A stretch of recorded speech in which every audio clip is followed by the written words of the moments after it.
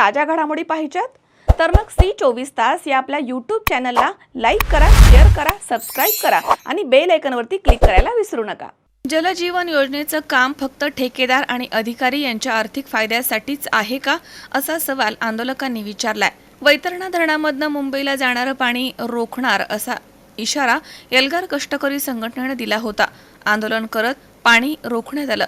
केंद्र सरकारकडनं राबवण्यात येत असलेली एक चांगली योजना जलजीवन योजना सध्या राज्यामध्ये सर्वत्र या योजनेमधनं कामं सुरू आहेत। मात्र ते काम कासव गतीनं सुरू आहे। जे काम शासन निर्णयानुसार ग्रामीण भागामधील सर्व कुटुंबाला सन 2024 पर्यंत हर घर नल से जल प्रमाणे पाणी पुरवठा करण्यात येईल असं अपेक्षित होतं, पण तसं काही झालं नाही।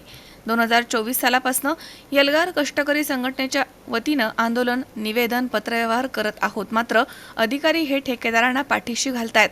आजही राज्यामधील अनेक योजना अपूर्ण अवस्थेमध्ये आहेत। त्यामुळे आम्ही अनेकदा आंदोलने केली, पत्रव्यवहार केले, मात्र आश्वासनांच्या पलीकडे काहीही मिळालं नाहीये। 8 मार्च 2025 रोजी जागतिक महिला दिनाच्या दिवशी जिल्हा परिषद कार्यालयावरती हंडा मोर्चा काढला होता। त्यावेळी देखील आश्वासनच देण्यात आलं, ते देखील आश्वासन पाळलं नाहीये।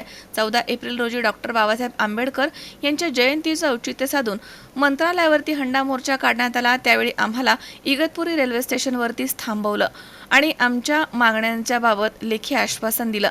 त्यानुसार 15 एप्रिल रोजी उपजिल्हाधिकारी यांच्या दालनामध्ये बैठक झाली। यावेळी काही निर्णय झाले, मात्र त्यावेळी झालेल्या निर्णयाची आणि आम्हाला दिलेल्या आश्वासनांची पूर्तता करण्यात आली नाहीये आणि दिलेले आश्वासन देखील पाळलं गेलं नाही। म्हणून आम्ही आमच्या मागण्यांकडे शासनाचं लक्ष वेधण्यासाठी इगतपुरी तालुक्यातील वैतरणा धरणामधनं मुंबईला जाणारं पाणी हे बंद करून आंदोलन करत आहोत, असं यावेळी सांगण्यात आलं। दरम्यान यावेळी मोठा पोलीस फौजफाटा या ठिकाणी उपस्थित होता। किरण आहेर, सी24 तास, नाशिक।